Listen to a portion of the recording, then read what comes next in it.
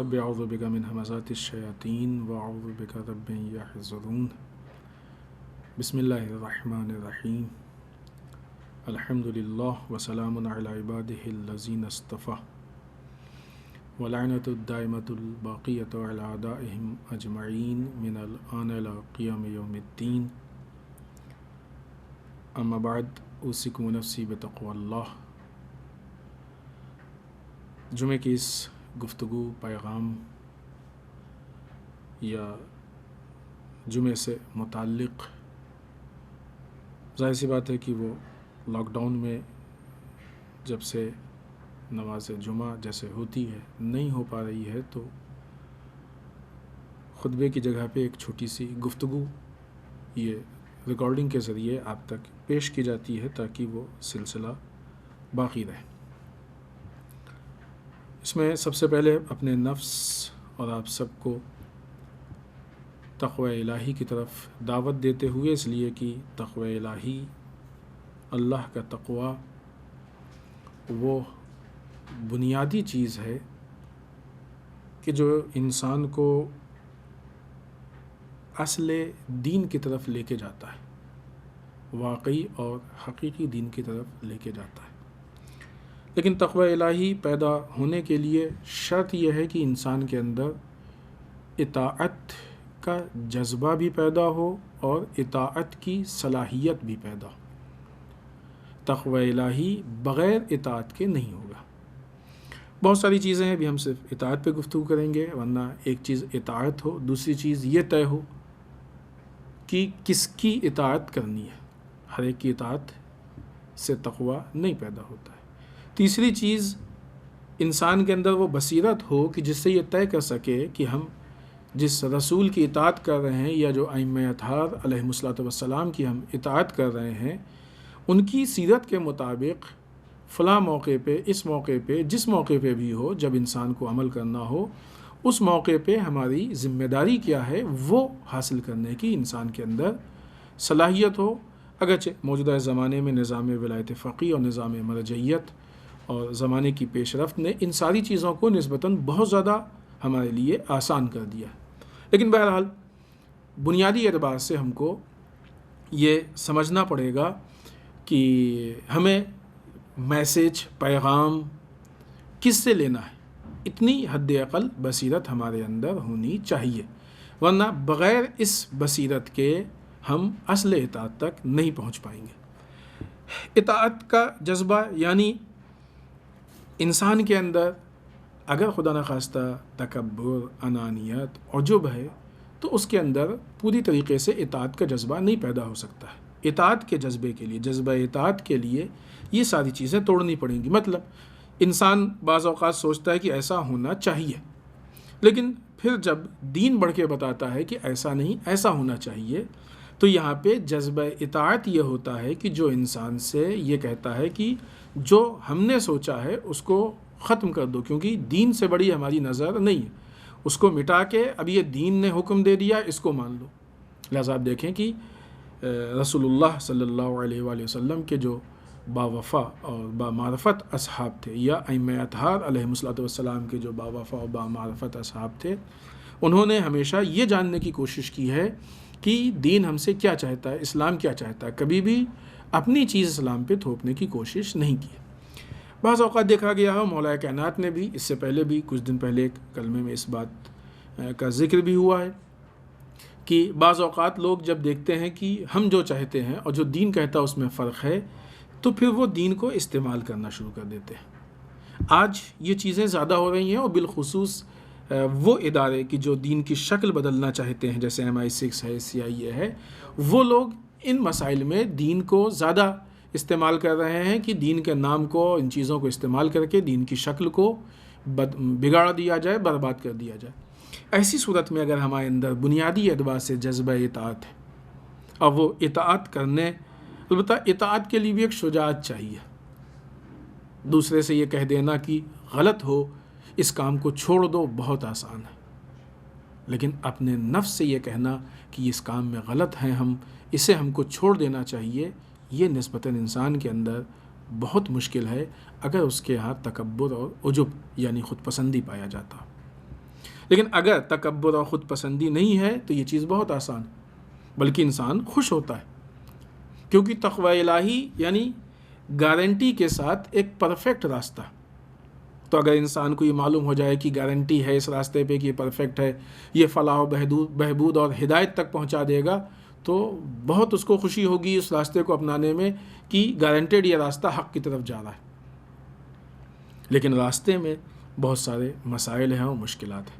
اللہ نے کسی موقع پہ اس بات کی طرف اشارہ ہوا تھا، اور انشاءاللہ کبھی تفصیل سے اس پہ گفتگو کی جائے گی، کہ اللہ نے جگہ جگہ پہ ہر لاجک اور منطق کے ساتھ ایک ذائقہ یا خواہش رکھی ہے.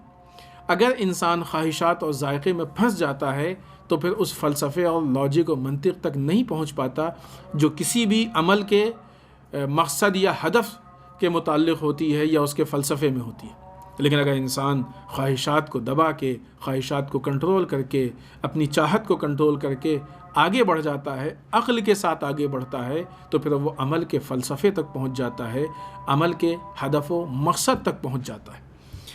لہٰذا ہمارے اندر وہ جذبہ اطاعت ہو کہ جو ہم کو عمل کے مقصد تک پہنچائے اور ہم خواہشات کے چکر میں پھنس کے رکنے نہ پائیں. تقوی الہی جذبہ اطاعت سے حاصل ہوتا ہے، کیونکہ تقوی یعنی الہی سسٹم کو اپنانا، الہی سسٹم پہ عمل کرنا. جب انسان کے اندر جذبہ اطاعت پیدا ہوگا تو اب اس کو معلوم ہوتا جائے گا الہی سسٹم میں یہ کرنا ہے اپنا لے گا، وہ کرنا ہے اپنا لے گا، وہ کرنا ہے اپنا لے گا. کوئی اس میں چوں چرا کی گنجائش نہیں، آنکھ بند کر کے اپنائے گا، اور اس کو بھی کوئی مشکل نہیں، کیونکہ ایک وہ راستہ ہے کہ جس کے لیے گارنٹی ہے. لہذا اس کو بھی بہت زیادہ بس تحقیق یہ کرنا ہوگا آیا یہ الہی راستہ ہے کہ نہیں ہے. لیکن جب الہی راستہ ہے تو اس کو اپنانے میں کوئی مشکل اور دقت پیش نہیں آئے گی. اور پھر اس کے بعد جب یہ جذبہ اطاعت پیدا ہوگا اور انسان اس الہی نظام کو اپنا لے گا تو خود بخود انسان تقوی کے مراحل میں قدم رکھتا ہوا آگے بڑھ جائے گا. اور پھر اس کے آگے کے بھی مراحل ہیں، وہ تقوی کے الگ الگ مراحل ہیں، الگ الگ درجات ہیں، کہ یہاں پہ موقع نہیں کہ ان ساری تفصیلات پہ بات کی جائے. لہٰذا ہر دن انسان کا ترقی کا دن ہوگا، کیونکہ مومن کی پہچان یہی ہے کہ مومن کے 2 دن ایک جیسے نہیں ہوتے ہیں. مومن کو ہر روز چاہیے کہ ترقی کرے، یعنی اپنے وجود، اپنے کردار میں فرق پیدا کرے اور آگے کی طرف بڑھتا جائے. تبھی یہی چیز اس کے زندہ ہونے کی علامت ہے. مرا ہوا تو روز ایک جیسا ہوتا ہے، مرنے کے بعد یہ چیزیں آگے نہیں بڑھتی ہیں، لیکن زندہ رہنے میں یہ چیزیں آگے بڑھتی ہیں، حیات کی بنیاد پہ یہ چیزیں آگے بڑھتی ہیں. آئیے اس کے بعد امیر بیان مولائے متقیان حضرت علی ابن ابی طالب علیہ الصلاۃ والسلام کا وہ قول کہ جس پہ مسلسل گفتگو چل رہی ہے، کہ جب کسی نے امام سے پوچھا کہ مولا، یا امام سے کہا کہ مولا ہم کو کچھ واعظ کیجیے، نصیحت کیجیے. ہمارا لاکھوں سلام ہو اس جذبے پہ کہ جو اپنی اصلاح کرنا چاہتا ہے اور امام سے جا کے کہے کہ ہم کو نصیحت کیجیے. ظاہر سی بات ہے کہ آج وہی نصیحتیں محفوظ ہیں، موجود ہیں، لیکن ہم ان نصیحتوں سے فائدہ نہیں اٹھا پا رہے ہیں. لیکن ایسے افراد بھی تھے کہ جو چاہتے تھے امام سے کہتے تھے کہ مولا کچھ نصیحت کیجیے. یہ جذبہ ہم کو کمال کی طرف لے کے جائے گا.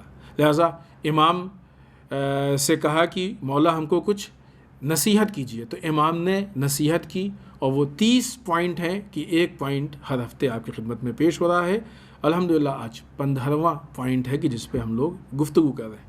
ابھی تک ساری گفتگو اسی معیار پہ ہے کہ امام نے کہا کہ دیکھو خبردار ان لوگوں میں سے مت ہو جانا، ان لوگوں میں سے مت ہو جانا. 14 قسم کے افراد مولا بتا چکے ہیں کہ ان لوگوں میں سے مت ہو جانا. آج وہ 15ویں قسم ہے کہ جس کو مولا پیش کر رہے ہیں کہ ان لوگوں میں سے مت ہو جانا. کون سے لوگ، کیسے لوگوں میں سے مت ہو جانا؟ یقصر اذا عمل ویبالغ اذا سأل. عمل میں وہ کہ جو یقصر اذا عمل، جب وہ عمل کرتے ہیں تو اس میں کوتاہی کرتے ہیں. یعنی جب کوئی کام کرتے ہیں کاروبار کرتے ہیں، دھندا کرتے ہیں، جاب کرتے ہیں، کچھ بھی کرتے ہیں تو اس میں کوتاہی کرتے ہیں، یعنی جو حق ہے کرنے کا نہیں کر پاتے، یا جاب ڈھونڈنے کا جو حق ہے نہیں کر پاتے، کام میں جو کوشش اور محنت ہے وہ پوری نہیں کر پاتے۔ جب بھی کوئی بھی عمل اور بھی دوسرے دیکھو، عمل کا جو ہے وہ ایک انسان کا مزاج بن جاتا ہے۔ جو آدمی پرفیکٹ کام کرتا ہے تو وہ سارے کام پرفیکٹ کرتا ہے، لیکن جس آدمی کا مزاج ہوتا ہے کہ نہیں بس چھوڑو کسی طرح ہو جائے، آدھا ادھر آدھا ادھر، تو پھر وہ ہر کا، اسی لیے ہم کو چاہیے کہ ہم اپنا مزاج بنائیں کہ کوئی بھی کام کریں تو پرفیکٹ کام کریں، یہ نہیں ارے چھوڑو یہ ہو گیا چلے گا ایسا ہے ویسا ہے، تو پھر وہ ایک آہستہ آہستہ انسان کا مزاج بن جاتا ہے۔ اور جب انسان کا مزاج بن جاتا ہے تو پھر وہاں پہ جہاں انسان کو واقعی سیریس ہونا چاہیے وہ بھی انسان ایسے ویسے کر کے چھوڑ دیتا ہے۔ لہٰذا عمل میں کوتاہی کرتے ہیں۔ وَيُبَالِغُ إِذَا سَأَلَ، اور سوال میں مبالغہ کرتے ہیں۔ سوال یعنی درخواست، لوگوں سے اصرار کرنا، لوگوں سے کچھ طلب کرنا۔ سوال کہتے ہیں نہیں، سوال کرنے والا آ گیا، کچھ سوال ہے، کچھ چاہیے۔ جب لوگوں سے سوال کرتے ہیں تو وہ سوال میں مبالغہ کرتے ہیں، سوال زیادہ کرتے ہیں، یعنی کام کم کرتے ہیں، سوال زیادہ کرتے ہیں۔ یہ ایک ایسی چیز ہے، ایسی صفت ہے کہ جس نے معاشرے پہ اور بالخصوص قوم پہ بہت زیادہ اثر ڈالا ہے، اور اس کا بہت زیادہ ربط اکنامیکل سسٹم سے ہے کہ اگر یہ چیز رائج ہوتی چلی جائے خدا نخواستہ تو قوم کا یا معاشرے کا اکنامیکل سسٹم دن بدن خراب ہوتا چلا جائے گا۔ اسی لیے کوئی بھی ملک یا کوئی بھی قوم یہ پسند نہیں کرتی ہے کہ زیادہ سوال کرنے والے، بالخصوص وہ لوگ کی جو مثلاً جن کی اپنی خودداری نہیں رہتی ہے اور ہر ایک کے سامنے ہاتھ پھیلا دیتے ہیں، مانگنے والے اس طرح کے، کوئی بھی نہیں پسند کرتا کہ ہمارے قوم میں ایسے افراد پائے جائیں کہ جو کسی کے بھی سامنے ہاتھ پھیلا دے، کیونکہ یہ انسان کی خودداری کے خلاف ہے۔ اور سینٹرلائز طریقے سے، چاہے ملک کے اعتبار سے ہو یا قوم کے اعتبار سے ہو، ہم لوگوں کو چاہیے کہ ایسے افراد پہ کنٹرول کریں، دیکھیں کہ ان کی واقعی پرابلم کیا ہے، کیونکہ بعض اوقات بعض لوگوں کی واقعی پرابلم پیسے نہیں ہوتی ہے، ان کو تو پیسے مانگنے کی عادت ہو جاتی ہے، بعض اوقات ان کے پاس بہت پیسے ہوتے ہیں لیکن عادت ہوتی ہے ان کو، تو ان کی پرابلم کیا ہے؟ شاید کاؤنسلنگ ان کا حل ہو، شاید دوسری کوئی چیز ان کا حل ہو۔ یہ ایک واقعی وہ چیز ہے کہ جس پہ صاحبان عقل و خرد بیٹھ کے غور و فکر کریں اور اس طرح کے افراد کی نشاندہی کی جائے اور ان کے مسائل کو چاہے ایک دو کر کے 5 10 کر کے ان کے مسائل کو حل کرنے کی کوشش کی جائے، تاکہ قوم اور ملک سے یہ توہین آمیز چیز ختم ہو جائے۔ یہ نہیں کہتے کہ لوگ ضرورت مند نہیں ہیں، ابھی وہ اس پہ باقاعدہ گفتگو ہوگی، لوگ ضرورت مند ہیں، لیکن کس چیز کی ضرورت ہے؟ ہر ایک کی ضرورت مال نہیں ہے، لہٰذا اگر ان کی ضرورت مال ہے تو اس کو بھی حل کیا جائے۔ قومی اعتبار سے جو ہمارے پاس سسٹم ہے، اس سسٹم میں اس کے لیے راستے ہیں۔ ملک کے حاکم کی ذمہ داری ہے کہ جو مالی پرابلم ہے ان کو حل کرنے کی کوشش کرے، اگرچہ موجودہ حکومت سے اس چیز کی توقع نہیں کی جا سکتی ہے، اس لیے کہ جو ٹھیک ٹھاک تھے مالی اور اقتصادی اعتبار سے، ابھی ان کے حالات خراب ہوئے جا رہے ہیں، تو یہ کیسے امید رکھیں کہ جن کے حالات خراب تھے ان کے حالات یہ حکومت ٹھیک کرے۔ بہرحال یہ اشارہ ان لوگوں کی طرف ہے کہ جو تھوڑا سا سست قسم کے ہوتے ہیں، کاہل تھمبل قسم کے ہوتے ہیں، کہ جو میدان عمل میں بہت زیادہ پائیدار نہیں ہوتے ہیں، مرد میدان نہیں ہوتے ہیں جیسے کہا جائے، سست ہیں، کاہل قسم کے ہیں، ارے کر لیں گے، یہ ہے وہ ہے، کل کر لیں گے، ہو گیا۔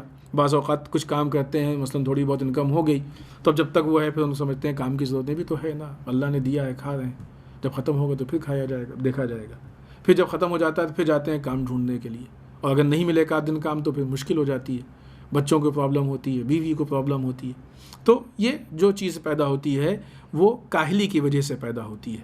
لہٰذا پھر جب پرابلم میں آتے ہیں، مشکل میں آتے ہیں، یا کوئی خدا نخواستہ ایمرجنسی ہوتی ہے، ایسے حالات ہوتے ہیں، تب پھر وہ اس کے سامنے ہاتھ پھیلاتے ہیں، لوگوں کے سامنے ہاتھ بڑھا دیتے ہیں۔ یعنی کیا مطلب؟ ان کی زندگی مستقل زندگی نہیں ہوتی ہے، یہ مستقل زندگی نہیں بنا پاتے، یعنی وہ زندگی جس میں خود استقلال پایا جائے، وہ زندگی کی جو اپنے بلبوتے پہ ہو، اپنے، البتہ یہ عرف عام میں ہے، ورنہ اپنے بلبوتے پہ تو کوئی کچھ نہیں کرتا ہے، جو کچھ بھی ہو اللہ کی ذات پہ منحصر ہے، لیکن اس اعتبار سے کہ جب انسان کوشش کرتا ہے، کاوش کرتا ہے تو اللہ دیتا ہے. جب انسان صحیح کرتا ہے، جب انسان دوڑ بھاگ کرتا ہے تو اللہ دیتا ہے. تو یہ دوڑ بھاگ اس کی اپنی ہو، یعنی خود اس میں اس لیے اعتبار سے مستقل، ورنہ حقیقی معنی میں کوئی مستقل نہیں ہے، استقلال کہیں نہیں ہے. یعنی اللہ کے اس پہ اعتبار سے ہے، لیکن استقلال اس معنی میں کہ دوسرے پہ ڈیپینڈ نہ ہو، اللہ کے علاوہ افراد پہ ڈیپینڈ نہ ہو. تو ان کی زندگی جو ہے وہ اس میں استقلال نہیں ہوتا ہے، مستقل نہیں ہوتی ہے. وہ دوسروں پہ وابستہ ہوتے ہیں، جو افراد تھوڑا مناسب ہوتے ہیں یا جو ان کی ہیلپ کرتے رہتے ہیں، جن سے امید ہوتی ہے، ان سے وابستہ ہوتے ہیں. جبکہ اسلامی تعلیم اس کے خلاف ہم سے بات کرتی ہے. اسلامی تعلیم نے ہم کو ان چیزوں سے منع کیا ہے، بلکہ اسلامی تعلیم کہتی ہے کہ ہر انسان کو چاہیے کہ وہ خود اپنے پیروں پہ کھڑا ہو. اس مسئلے میں بہت زیادہ واقعات ہیں، بہت زیادہ روایات ہیں، اور یہی وجہ ہے کہ خود رسول اللہ صلی اللہ علیہ وآلہ وسلم کی زندگی کے ایسے واقعات ہیں ائمہ سے متعلق کہ جب کوئی سائل آیا ہے سوال کے لیے تو یقیناً ائمہ نے ہیلپ کی ہے، اس کے سوال کو حل کرنے کی کوشش کی. لیکن ایسے بھی حالات پیش آئے ہیں، اور زیادہ تر ایسے حالات پیش آئے ہیں کہ جہاں پہ ائمہ نے اس کو مستقل بنانے کی کوشش کی ہے، اس کو ذریعہ معاش دینے کی کوشش کی ہے تاکہ وہ مستقل ہو جائے. ورنہ اگر انسان اس سسٹم کو چلا لے کہ مثلاً لوگوں کو بیٹھے بیٹھے دیا جائے تو جو ظاہر ہے کام کر رہے ہیں وہ بھی چھوڑ کے بیٹھ جائیں گے. جب وہ محاورہ مشہور ہے نا کہ گھر میں ملے کھانے کو تو بلا جائے کمانے کو، تو جب انسان کو بیٹھے بیٹھے مل رہا ہے تو پھر کیوں وہ دوڑے گا دھوپے گا. لہٰذا ائمہ کی یہ روش اور سیرت رہی ہے کہ انہوں نے کوشش کی ہے کہ وہ اپنے پیر پہ کھڑے ہوں. لہٰذا ان کو ذریعہ معاش دیا ہے. مثلاً اگر ان کے پاس کچھ نہیں تھا تو ان کو مثلاً قرض دلوا دیا کہ وہ کاروبار کر سکیں، بزنس کر سکیں. کلاہڑی لے کے مثلاً جو ہے وہ زمانے میں چونکہ یہ نارمل تھا، رائج تھا. بہرحال آج جو اپنے ملک کے قانون ہے ان کو فالو کرنا ہماری ذمہ داری ہے. اس وقت نارمل تھا، کلاہڑی دلوا دی گئی بنوانے قرض کی جائیں اور جا کے مثلا لکڑی کاٹ کے بیچیں تاکہ کچھ انکم ہو سکے، ان کی ذریعہ آمدنی پیدا ہو سکے. ایک مستقل ذریعہ آمدنی تھا وہ. اس طریقے سے آہستہ آہستہ ذرائع پیدا کیے گئے. تو بہرحال یہ جو افراد اس طرح کے ہوتے ہیں، ائمہ نے کوشش کی کہ اپنے پیروں پہ کھڑے ہوں اور خود سے جو ہے وہ اپنی زندگی کو آگے بڑھانے کی کوشش کریں، اور اسی میں ان کی بھی فلاح و بہبود ہے اور اسی میں قوم کی بھی ترقی ہے. لہٰذا اسلام، اور دوسرے اعتبار سے ایک تو یہ کہ انسان جو ہے وہ اپنے پیر پہ کھڑا ہو، خود اس کام کو کرے. اسلام کی نگاہ میں یہ چیز باعث عزت ہے، الہی عزت. اسلام کی نگاہ میں یہ چیز باعث عزت ہے کہ انسان اپنے پیر پہ کھڑا ہو، خود سے کام کرے. ولو یہ کہ کچھ کم انکم ہو، اللہ اس میں برکت دے گا، انشاءاللہ انکم بڑھے گی، لیکن جو بھی ہے ہاتھ پھیلا کے نہیں ہے، اپنی محنت سے، قوت بازو سے. لہٰذا اس کی عزت. اس کے مقابلے میں اگر خدا نخواستہ انسان کسی کے سامنے ہاتھ پھیلاتا ہے، انسان کسی سے درخواست کرتا ہے، تو یہ ذلت کا سبب ہے. ولو یہ کہ درخواست کر کے زیادہ مل جائے بنسبت محنت سے کمانے کے، تب بھی یہ محنت کا کمایا ہوا باعث عزت ہے، اور کسی سے مانگ کے لیا ہوا وہ باعث ذلت ہے، انسان کو ضلالت کی طرف لے کے جاتا ہے. لہٰذا انسان کو کوشش کرنی چاہیے کہ وہ راستہ اپنائے کہ جو اس کو عزت کی طرف لے کے جائے، وہ راستہ نہ اپنائے کہ جو انسان کو ذلت کی طرف لے کے جائے. عزت کی حفاظت، عزت کا محفوظ رکھنا یہ انسان کے لیے ضروری ہے. کبھی بھی انسان اپنے آپ خود اپنے نفس کو عمدن ذلت میں نہیں ڈال سکتا ہے، اس کو لڑنا چاہیے. یہ وہ جگہ ہوتی ہے کہ جہاں پہ انسان کو اپنی عزت کی حفاظت کے لیے لڑنا چاہیے، پوری کوشش کرنی چاہیے. یہاں پہ ایک بعض روایات ہم بہت جلدی سے آپ کی خدمت میں پیش کریں، 2-3. ایک حدیث کی جو بہت ہی پرمعنی ہے، 5ویں امام محمد باقر علیہ الصلوۃ والسلام سے ہے. بہت خوبصورت حدیث ہے. امام فرماتے ہیں لو یعلم السائل ما فی المسألۃ ما سأل احد احدا. اگر سوال کرنے والے کو یہ معلوم ہو جائے کہ سوال کرنے میں کتنی ذلت اور حقارت ہے تو کبھی بھی کوئی بھی کسی سے سوال نہیں کرے گا. یہی مانگنا، اگر سوال کرنے والے کو یہ معلوم ہو جائے کہ سوال کرنے میں کتنی حقارت ہے اور ذلت ہے، تو کبھی بھی کوئی بھی کسی سے سوال نہیں کرے گا۔ وَلَوْ يَعْلَمُ الْمُعْتِي مَا فِي الْعَطِيَّةِ مَا رَدَّ أَحَدٌ أَحَدًا، اور اگر عطا کرنے والا، دینے والا، اس کو یہ معلوم ہو جائے کہ کسی کے سوال کو پورا کرنے میں، کسی کی ضرورت کو پورا کرنے میں کیا افتخار اور فضیلت ہے، تو کوئی بھی کسی کو بھی رد نہیں کرے گا، منع نہیں کرے گا۔ یہ دیکھیں بہت بعض جگہوں پہ اسلام کے اس طرح سے جو حکمتیں ہیں، بہت ہی خوبصورت حکمتیں، کہ ایک طرف سے یہ منع کیا گیا کہ کوئی کبھی بھی کسی سے سوال نہ کرے، لیکن ہو سکتا ہے کبھی کسی کے حالات اتنے خراب ہو جائیں کہ چارہ نہ ہو، یا کوئی ایسا اہم امر سامنے آ جائے جسے کہیں کہ وہ ایک کام کرنا انسان کے لیے واجب ہو، ضروری ہو، مثلا کبھی خدا نخواستہ جان کی مشکل پیش آ جائے، یا کچھ ایسے حالات، یا خدا نخواستہ ایک آبرو ہی اس کی جو ہے وہ ہو رہی ہے، ایسی صورت میں کوئی انسان آ کے سوال کر رہا ہے، تو اللہ سوال کرنے والے سے تو کہہ رہا۔ البتہ یہاں پہ امام محمد باقر علیہ السلام کا یہ قول ہے، لیکن ظاہر یقیناً امام نے اپنی طرف سے نہیں کہا، تو امام سوال کرنے والے سے تو کہہ رہے ہیں کہ دیکھو کبھی خبردار کسی سے سوال مت کرنا، لیکن دوسری طرف سے جس سے سوال کیا جائے اس سے کیا کہہ رہا ہے، اگر کوئی سوال کر لے تو اس کو رد مت کرنا۔ کیوں؟ اس لیے کہ اگر پہلے ہی جگہ سوال کرنے والے کا سوال پورا کر دیا جائے تو حد اقل اس کی خودداری باقی رہے گی، آبرو اور غیرت باقی رہے گی، بے غیرت نہیں ہوگا۔ اور چونکہ یہ معاملہ، یہ حقیقت ہے نہیں، سامنے یہ فلسفہ ہے اس کا کہ کیوں اتنی فضیلت ہے، کیوں اتنا افتخار ہے، کیونکہ دینے والا اس شخص کو نہیں دے رہا ہے، دینے والا اللہ کو دے رہا ہے، معاملہ اللہ سے ہے، اللہ کی راہ میں دے رہا ہے، اللہ کے حکم پہ دے رہا ہے۔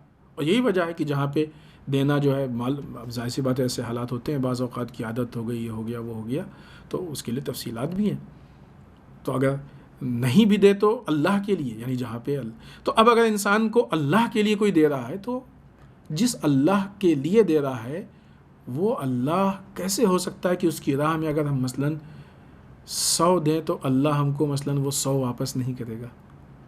کیا ممکن ہے کہ اللہ 100 کا نعوذ باللہ 99 واپس کرے گا؟ اللہ تو اس کا وعدہ ہے کہ ہمیشہ بڑھا کے دیں گے، اور بڑھنے کی بھی ایک بعض اوقات یہ ہے کہ کوئی لیمٹ بھی نہیں ہے، اتنا اللہ بڑھا کے دینے کی بات کر رہا ہے۔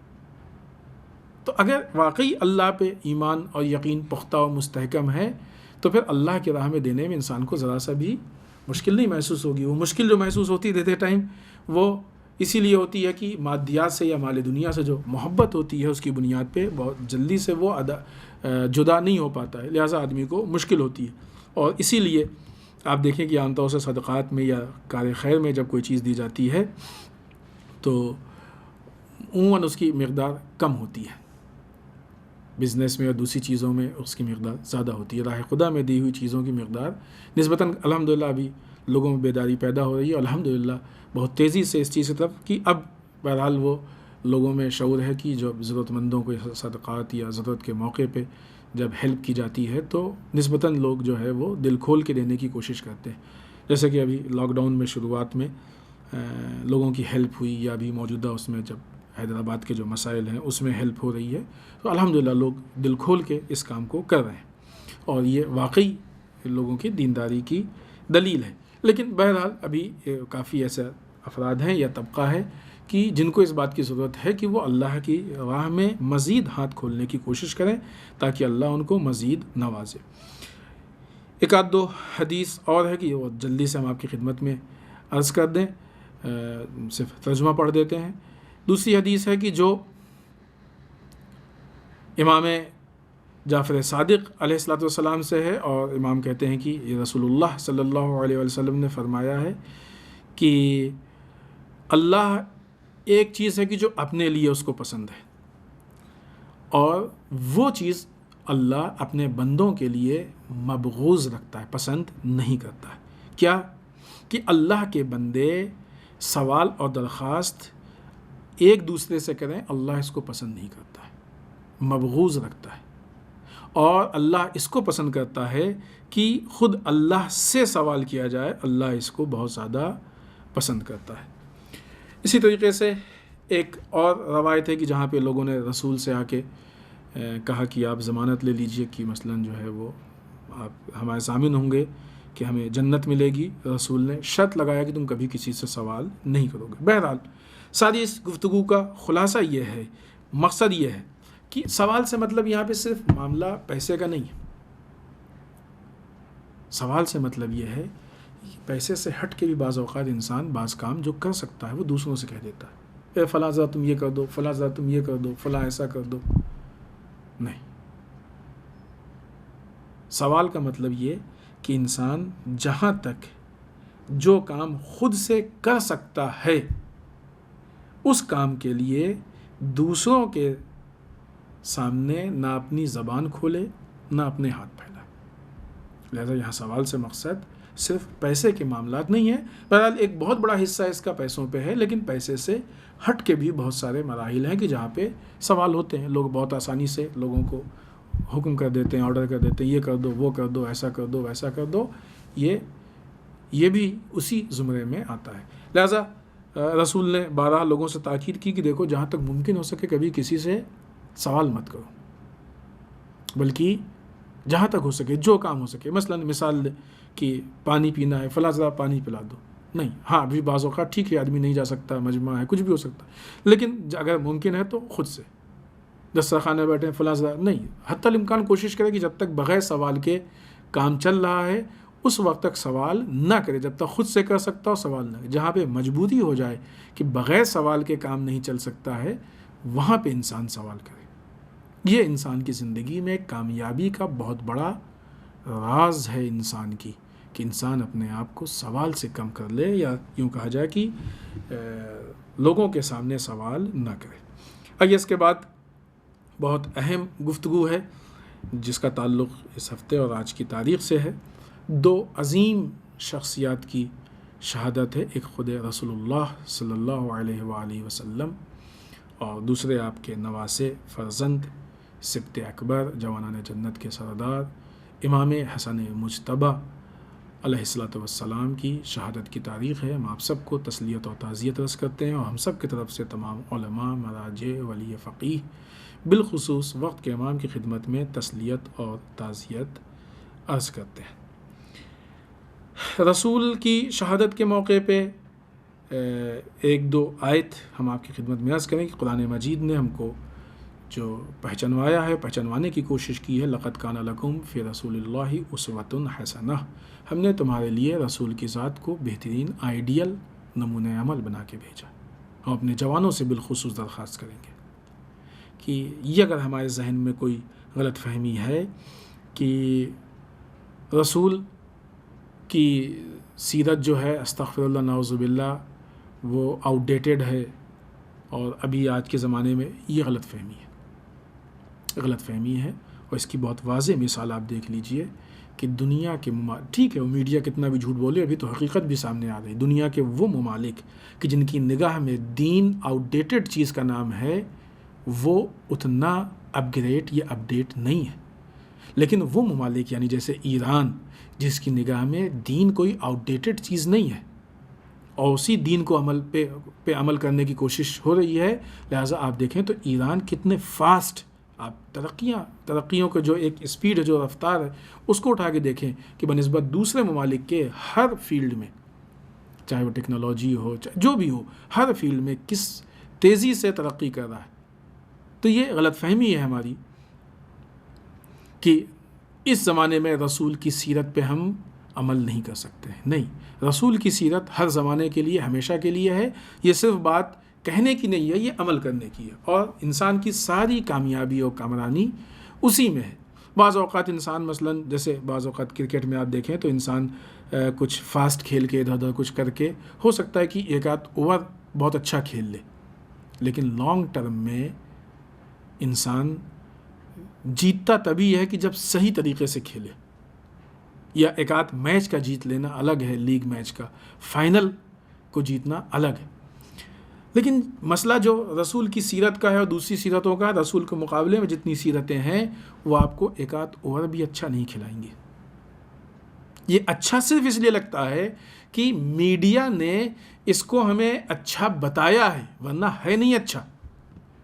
جو چیزیں ہم کو مثلاً جن کو آج کے جوان اپنا آئیڈیل مانتے ہیں، چاہے وہ ایکٹرز ہوں، چاہے پلیئرز ہوں، چاہے اس ٹائپ کے جو ہوں، ان کی جو چیزیں اچھی لگتی ہیں وہ اس لیے اچھی لگتی ہیں کہ وہ اچھی در واقع نہیں ہے، وہ اس لیے اچھی لگتی ہیں کہ میڈیا کہتا ہے کہ یہ اچھی ہے، ہماری فکر کو موڑا گیا ہے، ورنہ وہ اچھی نہیں ہے۔ لہٰذا آپ سیرت رسول، اور آج آپ دیکھ لیں کہ ایک بہت بڑی مصیبت ہے ہمارے درمیان کہ صدیوں سے، کئی 100 سال ہو گئے کہ مسلسل ہر کچھ دن پہ رسول اللہ صلی اللہ علیہ وآلہ وسلم کی سیرت کو نشانہ بنایا جا رہا ہے، بہت ہی منظم طریقے سے، مختلف انداز میں، مختلف الفاظ میں۔ کبھی رسول کو مثلاً اخلاقی اعتبار سے ان پہ حملہ کیا جاتا ہے، کبھی نعوذ باللہ ایک جنگجو بنا کے پیش کیا جاتا ہے، کبھی کردار کے اعتبار سے ان پہ حملہ کیا جاتا ہے۔ کیوں دشمن مسلسل رسول پہ حملہ کر رہا ہے؟ توہین رسول مسلسل کیوں؟ ابھی لاسٹ میں آپ دیکھیں، چاہے وہ سویڈن ہو، چاہے وہ اس کے علاوہ اور بعض ممالک میں ہو، مختلف ممالک میں، خود یہاں کا سلمان رشدی، مختلف اس کے نام ہیں، اگر آپ وہ پوری فہرست ہے، اس پہ بہت مقالے لکھے گئے ہیں، آرٹیکل ہیں، کافی تحقیقات ہوئی ہیں، فہرست ہیں، اور ایک بہت طولانی فہرست ہے، ابھی موقع نہیں ہے اتنا کہ خطبے میں ان ساری باتوں کو پیش کیا جائے۔ ایک طولانی فہرست ہمارے پاس موجود ہے کہ جس میں وہ سن کے ساتھ اور جگہوں کے ساتھ، مواقع کے ساتھ ہے کہ مختلف طریقے سے آپ دیکھیں کہ یہ رسول کی سیرت پہ حملہ کرنے والے، رسول کی توہین کرنے والوں نے کبھی آرٹیکل سے توہین کی ہے، کبھی نعوذ باللہ کارٹون سے۔ کارٹون ایک بہت جامع چیز کا نام ہے نا، کہ ایک کارٹون پوری داستانیں بیان کر دیتا ہے، تو کبھی کارٹون کے ذریعے سے، کبھی فلم کے ذریعے سے، کبھی کتاب کے ذریعے سے۔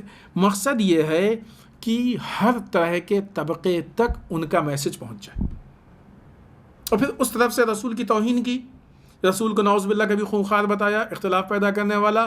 پھر ادھر سے انہی طاقتوں نے آ کے کبھی طالبان کو لوگوں کے درمیان میں لانچ کیا، کبھی داعش کو لانچ کیا، یعنی ISIS کو، کبھی القاعدہ کو۔ تو اب جب وہ لوگ وہاں پہ مثلاً فلم میں دیکھیں گے، کارٹون دیکھیں گے، کتاب پڑھیں گے، آرٹیکل پڑھیں گے کہ رسول ایسے تھے، رسول نعوذ باللہ استغفر اللہ ایسے تھے، رسول ایسے تھے، پھر یہاں پہ دیکھیں گے کچھ لوگ ایسے ہیں کہ جو اسلام کے نام پہ اللہ اکبر کہہ کے، لا الہ الا اللہ محمد رسول اللہ کہہ کے ان ساری چیزوں کو انجام دینا، تو ان کو ان دونوں چیزوں کے بیچ میں ایک رشتہ جو ہے وہ دکھائی دے گا کہ ہاں وہی تو ہم نے جو پڑھا تھا، اس کا مطلب کہ یہ لوگ اسی رسول کو فالو کر رہے ہیں، اس کا مطلب کہ نعوذ باللہ اسلام اسی کا نام، استغفر اللہ۔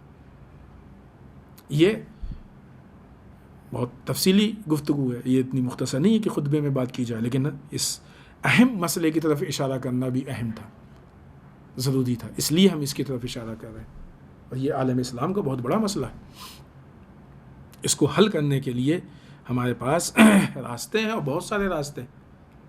ٹھیک ہے کہ وہ احتجاج، اس کی مخالفت، مذمت، لیکن یہ مستقل حل نہیں ہے۔ اس کا مستقل حل یہ ہے کہ سب مسلمان متحد اور متفق ہو کے صحیح طریقے سے رسول کی جو صحیح سیرت ہے، پیور واقعی سیرت ہے، اس سیرت کو مختلف انداز میں لوگوں کے درمیان پہنچانا شروع کرتے ہیں۔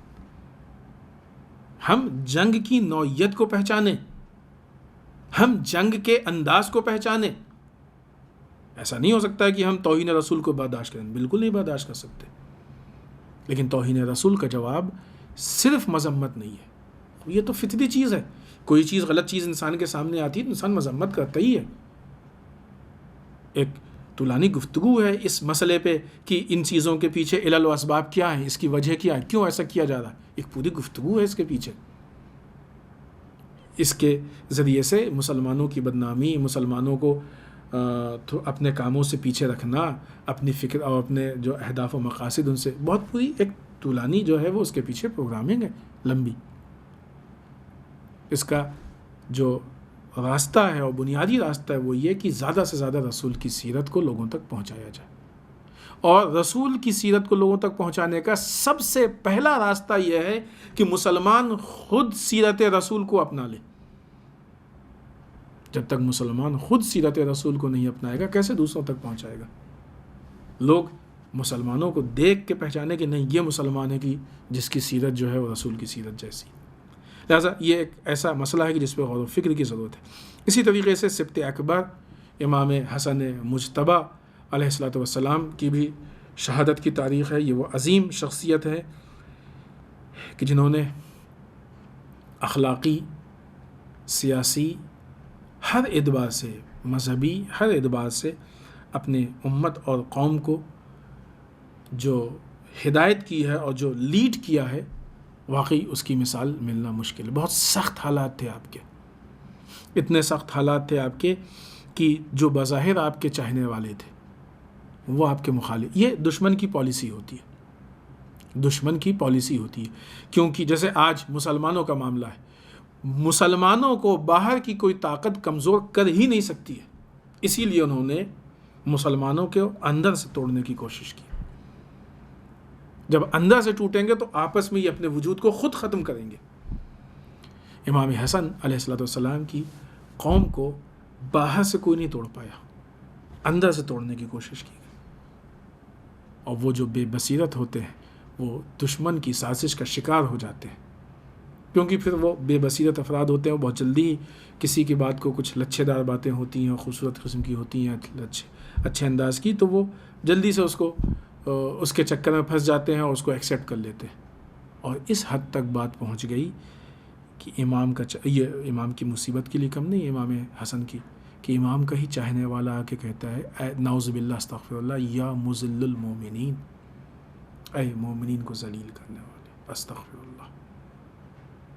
جو امام کو زخم مارا گیا، یہ زخم چھوٹا زخم نہیں تھا کہ جس بیماری میں امام ایک طولانی عرصے تک آپ کو بستر پہ رہنا پڑا۔ لہٰذا امام حسن علیہ السلام کی سیرت کی یقیناً ہمارے درمیان بہت زیادہ رائج نہیں ہے کہ اس کو ہم پڑھیں اور پڑھ کے اس کو اپنانے کی کوشش کریں۔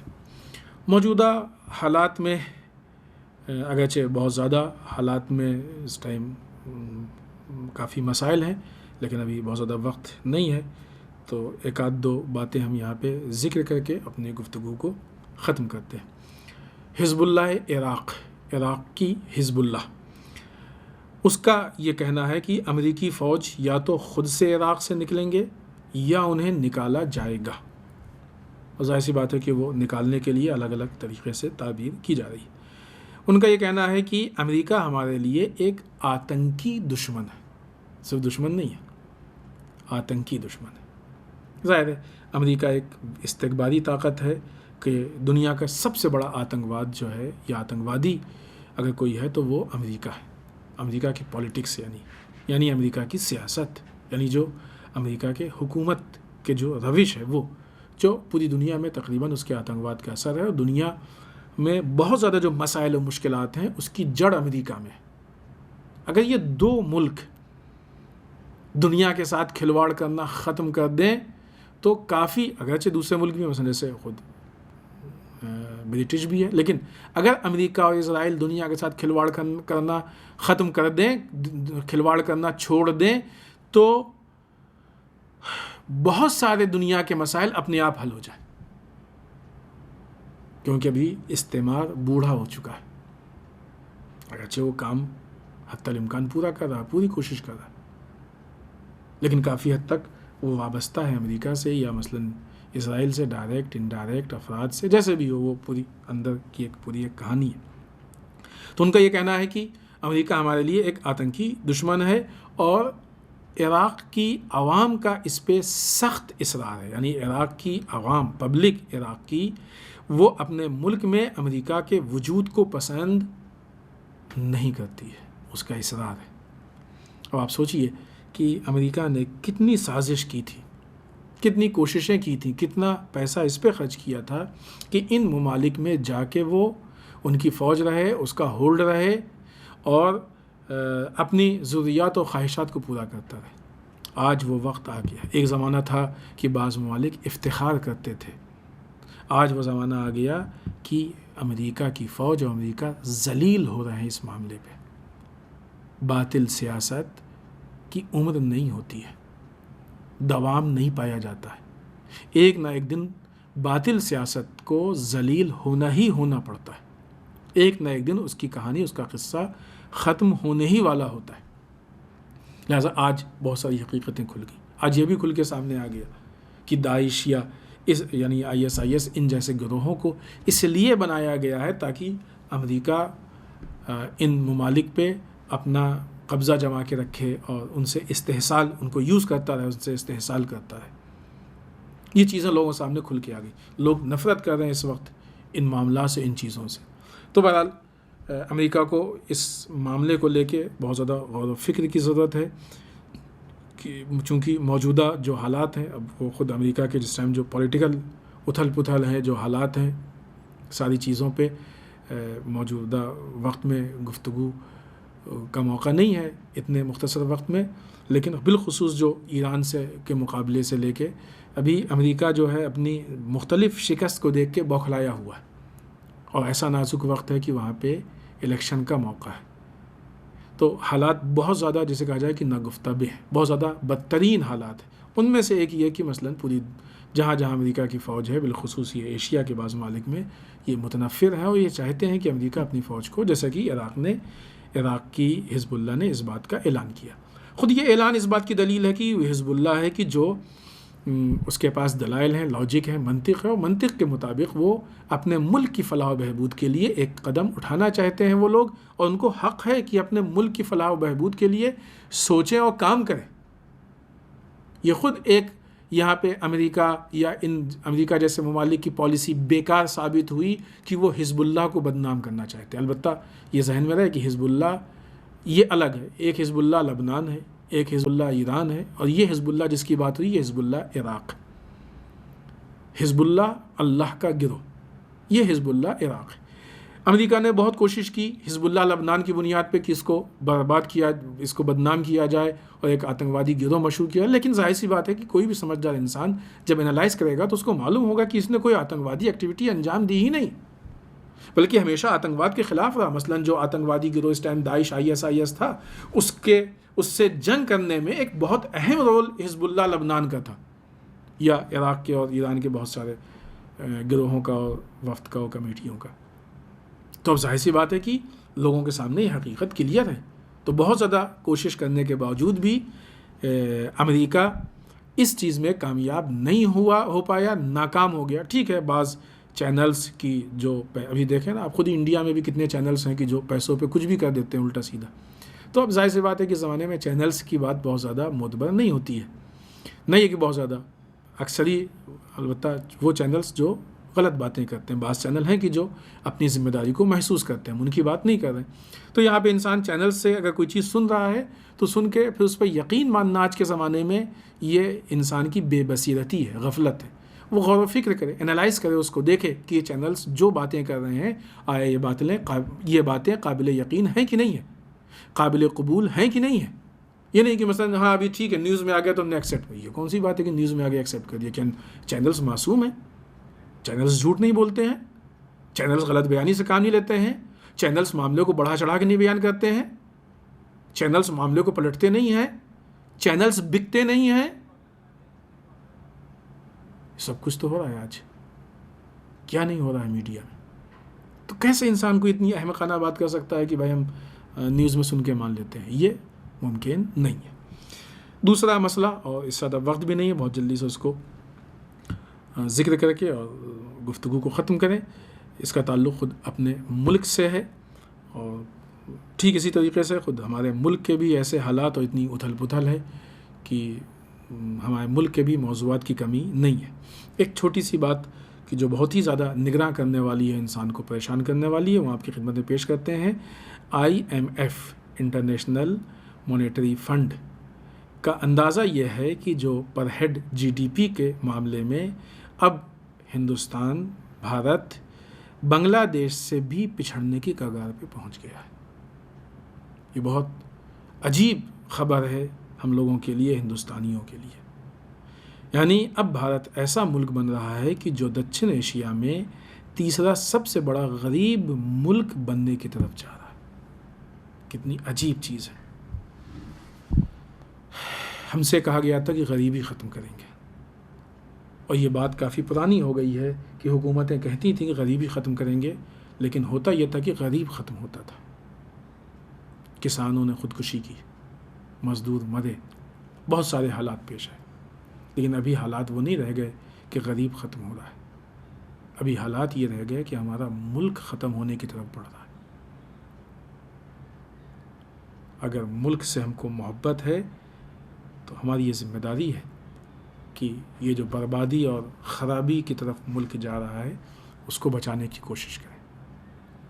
اس حکومت میں نہ صلاحیت ہے کہ وہ ملک چلا سکے، اور ظاہراً جو اس کی حرکتیں ہیں، جو ایکٹیویٹیز ہیں، اس سے لگتا بھی نہیں کہ وہ چلانے میں اس کو کوئی دلچسپی ہے۔ جس طریقے سے اکنامیکل اعتبار سے ملک کی بہت ساری چیزیں پرائیویٹ کی جا رہی ہیں، پورے ملک کے اقتصادی حالات گرتے جا رہے ہیں، لیکن بعض افراد جو صاحبان ثروت تھے ان کے اقتصادی حالات دن بدن بڑھتے جا رہے ہیں اور مالداروں کی فہرست میں ان کا نام اوپر جاتا جا رہا ہے، تو اس طریقے سے یہ ملک کے لیے بہت اچھے سگنل نہیں ہے۔ ہم سب کی ذمہ داری ہے کہ ہم لوگ اپنے ملک کے حالات پہ غور و فکر کریں، اس کو سمجھنے کی کوشش کریں، انالائز کریں۔ یہ یوں ہی نہیں ہے۔ ابھی تک بے بصیرتی کی یہ بات آتی تھی، بے بصیرتی ہے یہ کہ بھائی ہم سے کیا مطلب، ہم کو دال روٹی سے مطلب ہے، کوئی بھی حکومت کرے، کسی کو بھی ووٹ دے دیں گے۔ یہ احمقانہ بات ہے، جاہلانہ بات ہے۔ اثر ہوتا تو اس سے ملک پہ، لیکن آج کا مسئلہ یہ ہے کہ اب اگر ہم ان چیزوں پہ غور و فکر نہیں کریں گے تو وہ دال روٹی بھی ختم ہو رہی ہے۔ یہ 6 سالوں میں ملک جس تیزی سے خرابی کی طرف بڑھ رہا، اور کتنوں کی ختم ہو چکی، کتنے مشکلات میں۔ البتہ اس کے ذمہ دار وہ لوگ بھی ہیں جو آج سے 2 سال پہلے یا 6 سال پہلے اس سیاسی پارٹی کے گن گاتے تھے اور سپورٹ کرتے تھے۔ لیکن بہرحال ابھی غلطی ہوئی ہے ان سے، بے بصیرتی سے، اس سے وہ عبرت لیں، آئندہ ایسی غلطی نہ کریں۔ ووٹ کبھی بھی مذہب کی بنیاد پہ، علاقے کی بنیاد پہ نہیں دیا جاتا ہے۔ حکومتوں کا کام یہ ہے ملک کو چلائے۔ ابھی ملک سے متعلق بہت سی چیزیں باقی، لیکن بہرحال ابھی وہ تفصیلی چیز ہے اور وقت نہیں کہ ان چیزوں پہ ہم بات کریں، لیکن یہ شعور پیدا ہونے کی ضرورت ہے کہ ہماری ذمہ داری کیا ہے۔ جتنا ہم دیر کرتے جائیں گے اتنا ہمارا ملک بد سے بدترین حالات کی طرف بڑھے گا، جس کا خمیازہ سارے ملک کے افراد، دیش واسیوں کو بھگتنا پڑے گا۔ لہٰذا بہتر یہ ہے کہ جتنی جلدی سے جلدی ہو سکے ہم اس نقصان سے اپنے ملک کو محفوظ رکھیں۔ والسلام علیکم ورحمۃ اللہ وبرکاتہ۔